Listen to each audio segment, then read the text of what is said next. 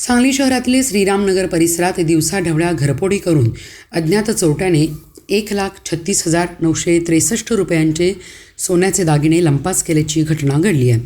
या प्रकरणी सुनीता मोहन यादव वर्ष 57 राहणार रामकृष्ण अपार्टमेंट गल्ली क्रमांक 1 श्रीरामनगर स्वराज्य व्यायाम शाळेजवळ सांगली यांच्या फिर्यादीवरून विश्रामबाग पोलीस ठाण्यात अज्ञात चोरट्याविरुद्ध गुन्हा दाखल करण्यात आला आहे।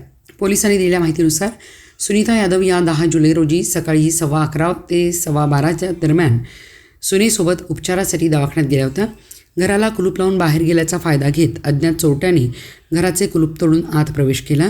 चोरट्याने घरातील लाकडी कपाटातील लॉकरमधून सोन्याचे वेढण, 3 सोन्याच्या अंगठ्या, सोन्याचे टॉप्स तसेच काळ्या मण्यामध्येच गाठवलेल्या 2 सोन्याच्या वाट्या आणि 4 मणी असे एकूण 1,36,963 रुपयांचे सोन्याचे दागिने चोरून नेले।